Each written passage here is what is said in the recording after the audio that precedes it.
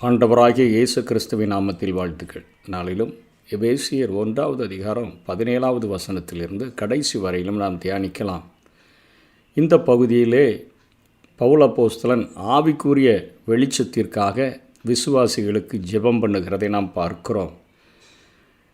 எபேசியர் 3வது அதிகாரம் 14வது வசனத்திலிருந்து 21வது வசனம் வரையிலும் ஆவிக்குரிய ஆற்றலை பெற்றுக்கொள்ளும்படியான ஒரு ஜெபத்தை பவுல் அப்போஸ்தலன் விசுவாசிகளுக்காக ஏறெடுக்கிறதை பார்க்க முடியும்.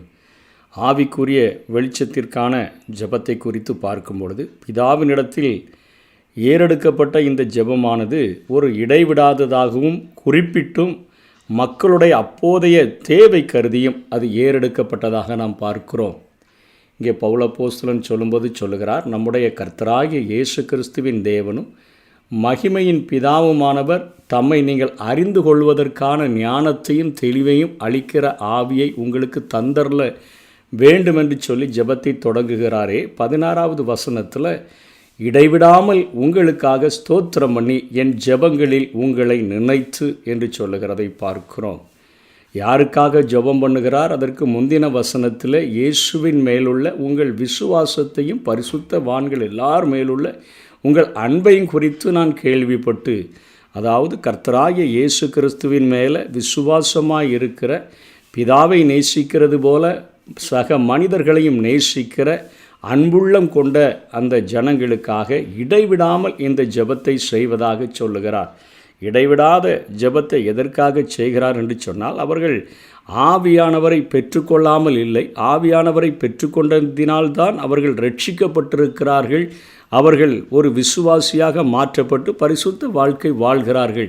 ஆனால் அந்த ஆவியானவரை பெற்றுக்கொண்ட அவர்களுக்குள்ளாக ஒரு ஞானத்தையும் தெளிவையும் அளிக்கிற ஒரு ஆவி, அதாவது ஒரு பிரகாசத்தை, ஒரு வெளிச்சத்தை அவர்கள் பெற்றுக்கொள்ளும்படியாக ஜெபிக்கிறதை நாம் பார்க்க முடிகிறது. இந்த ஜெபமானது நம்முடைய கர்த்தராகிய இயேசு கிறிஸ்துவின் தேவனும் மகிமையின் பிதாவானவரை நோக்கி ஏறெடுக்கப்பட்ட ஒரு ஜெபமாக காணப்படுகிறது.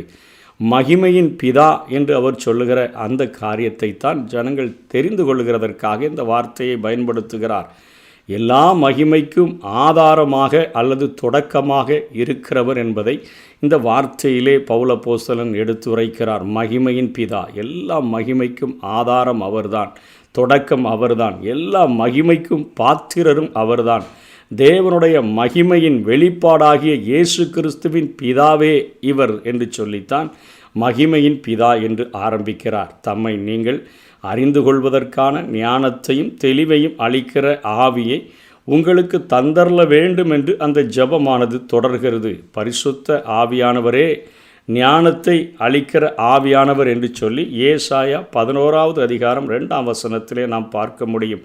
மற்றும் தெளிவை அளிக்கிற ஆவி, அதாவது வெளிப்படுத்துகிற ஆவியானவர் என்று சொல்லி 1 கொரிந்தியர் 2:10 நாம் பார்க்க முடியும். ஒவ்வொரு விசுவாசியின் உள்ளத்திலும் அவர் குடியிருப்பதினால் பரிசுத்த ஆவியானவர்கள் பரிசுத்த ஆவியானவரை அவர்கள் பெற்றுக்கொள்ள வேண்டுமென்று பவுல் ஜெபம் பண்ணியிருக்கவில்லை. மாறாக சிறப்பான ஒரு பெரிய வெளிச்சத்தை அவரிடத்திலிருந்து பெற்றுக்கொள்கிறதற்காகவே இந்த ஜெபத்தை பவுல் அப்போஸ்தலன் செய்கிறார். அறிவை தருகிற செயலோடு சம்பந்தப்பட்டதே தெளிவு என்கிறதாகும். அதனை நம்முடைய வாழ்வில் முறையாக பயன்படுத்துவதோடு சம்பந்தப்பட்டதே ஞானம் என்றும் அழைக்கப்படுகிறது. அவரை அறிந்து கொள்ளும் அந்த அறிவானது நம்முடைய உலக ஞானத்தினால், அறிவு கூர்மையினால் நாம் அதனை பெற்றுக்கொள்ள முடியாது. ஆவியானவரின் கிருபை நிறைந்த ஒரு ஊழியத்தினாலேத்தான் இந்த அறிவை நாம் பெற்றுக்கொள்ள முடியும். உலகத்தினுடைய ஞானத்தின் மூலமாக தேவனை, மகிமையின் பிதாவை நாம் ஒருபோதும் அறிந்து கொள்ள முடியாது. அவருடைய கிருபையினால்தான், ஆவியானவர் தெரியப்படுத்தினால் மாத்திரமே நாம் மகிமையின் பிதாவை அறிந்து கொள்ள முடியும். ஆகவே தான் அருமையாக அவர் ஜெபம் பண்ணுகிறார், ஞானத்தையும் தெளிவையும் அளிக்கிற ஆவியை உங்களுக்கு தந்தரல வேண்டும் என்று சொல்லி. எபேசு விசுவாசிகள் ஏற்கனவே வெளிச்சத்தை பெற்றவர்கள்தான். இல்லையென்றால் கிறிஸ்தவர்களாகவே அவர்கள் இருந்திருக்க முடியாது. தெய்வீக ஆவியானவர் அவர்களுடைய பார்வையை இன்னும் கூடுதலாக தெளிவுள்ளதாகவும் ஆற்றல் மிக்கதாகவும் ஆக்க வேண்டுமென்று தெய்வீக வல்லமையையும் அன்பும் மேன்மையும் அவர்களுக்கு முழுமையாக அளிக்கப்பட வேண்டுமென்று பவுல் அப்போஸ்தலன் மன்றாடி ஜெபம் பண்ணுகிறதை பார்க்கிறோம். இதற்காக சபை ஊக்கமாக மன்றாட வேண்டும். ஆவிக்குரிய வெளிச்சம் கிடைக்கும்போது காணப்படுகிறவை மற்றும் இவ்வுலகத்தின் வாழ்க்கைக்குரியவை ஆகியவற்றோடு தொடர்புடைய பொருட்களால் நாம் இனிமேல் மயங்கி போய்விட மாட்டோம். மாறாக காணப்படாதவைகளையும் நித்தியமானவைகளுமான தெய்வீக காரியங்கள் இவ்வாழ்க்கைக்குரியவற்றை ஒளி மங்க அது செய்யக்கூடியதாக இருக்கிறது. அப்படின்னா அர்த்தம் என்ன? இந்த உலகத்தில் நாம் காண்கிறவைகளை, உலகத்தில் நாம் பார்க்கிறவைகளைத்தான் நாம் இன்றைக்கு நித்தியம் என்று உலகம் நினைக்கிறது போல நினைத்து உலகத்தின் ஆசீர்வாதங்களுக்காக இந்த உலகத்தில் மற்றவர்கள் வாழ்கிறது போல எல்லாவற்றிலும் சிறந்து வாழ வேண்டும் என்று சொல்லித்தான் நாம் விரும்பி ஆண்டவரை தொழுது கொள்ளுகிறவர்களாக நாம் காணப்படுகிறோம். ஆனால் ஆண்டவரை அறிய அறிய இந்த வெளிச்சம் கிடைக்க கிடைக்க ஒரு ஆவிக்குரிய வெளிச்சம் கிடைத்து மகிமையின் பிதாவை நாம் கண்டுகொள்ள காணப்படாத நிச்சயமானவைகள் அநேகம் காண இருக்கின்றன. கிறிஸ்துவுக்குள்ளாக அநேக உன்னதத்திற்குரிய ஆவிக்குரிய ஆசீர்வாதங்கள் இருக்கின்றன.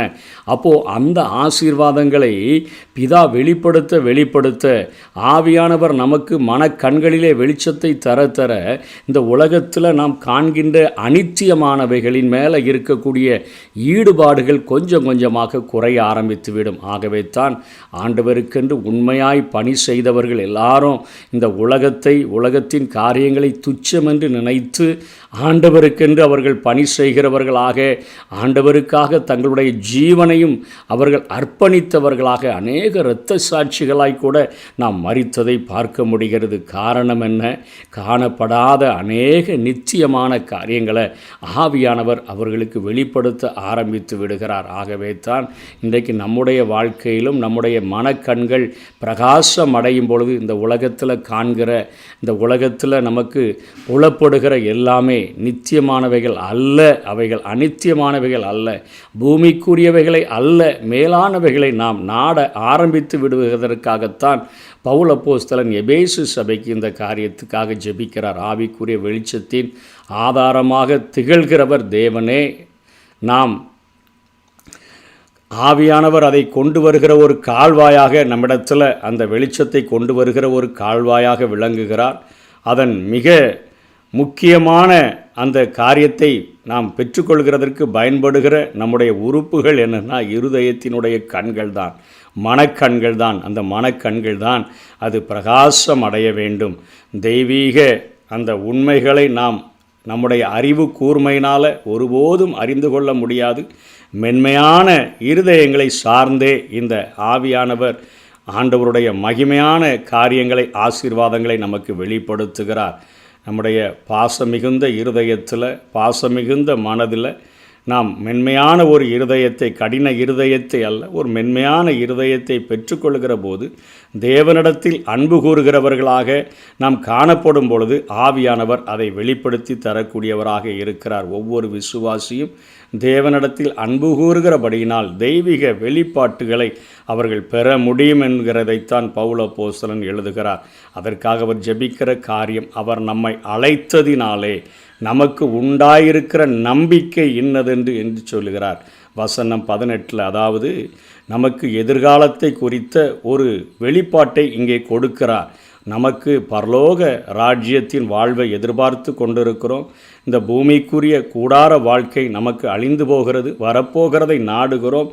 ஒரு நித்திய வாழ்க்கையிலே கிறிஸ்து மணவாளன் என்று சொன்னால், நான் மணவாட்டியாக அண்ட சராசரங்களையும் அவர் ஆளும் பொழுது அவரோடு கூட இருந்து நான் ஆளுகை செய்கிறவனாக நான் இருக்க முடியும் என்கிற அவர் நம்மை அழைத்ததினாலே நமக்கு உண்டாயிருக்கிற நம்பிக்கை, இந்த வெளிச்சத்தை பெற்றுக்கொள்ளும்படியாக பவுல் அப்போஸ்தலன் ஜெபிக்கிறார்.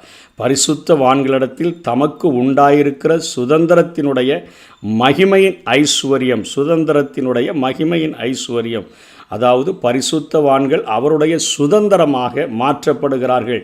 ஒரு மதிப்புமிக்க செல்வமாக பரிசுத்தவான்கள் ஆண்டவருக்கு கருதப்படுகிறார்கள். 1 பேதுரு 2:9, தீத்து 2:14 நாம் பார்க்க முடியும். அதனைத் தொடர்ந்து விசுவாசிக்கிறவர்களாகிய நம்மிடத்தில் காண்பிக்கும் தம்முடைய வல்லமையின் மகா மேன்மையான மகத்துவம், அதாவது தம்முடைய வல்லமையின் மகா மேன்மையான மகத்துவம் என்ன? அண்ட சராசரம் தேவ வல்லமையினுடைய ஒரு காட்சி பொருளாக நமக்கு காணப்படுகிற இந்த உலகத்தை பார்க்கும் பொழுது, இந்த உலகத்தில் உண்டாக்கப்பட்ட சூரியன், சந்திரன், நட்சத்திரங்கள் இவைகளெல்லாம் பார்க்கும் பொழுது தேவ வல்லமையை நாம் ஒரு காட்சி பொருளில் பார்க்கிறோம்னு சொன்னால் இது இந்த உலகம் அண்ட சராசரத்தை பார்க்கிறோம். ஆனால் அதை காட்டிலும் ஒரு மேன்மையான மகத்துவம் என்ன நமக்கு தெரியப்படுத்த வேண்டும் என்று பவுல் விரும்புகிறார் என்று சொன்னால், கிறிஸ்துவை மரித்தோரிலிருந்து எழுப்பி தேவனுடைய வலது பார்சத்தில் உட்கார வைக்க தேவைப்பட்ட வல்லமையை நாம் அறிந்து கொள்ள வேண்டும் என்று இங்கே பேசுகிறார். கல்லறைகளை பூட்டி வைப்பதற்காக நரக சேனைகள் இந்த பூமியில் இயேசு கிறிஸ்துவை அடைத்து வைக்க முயன்றன.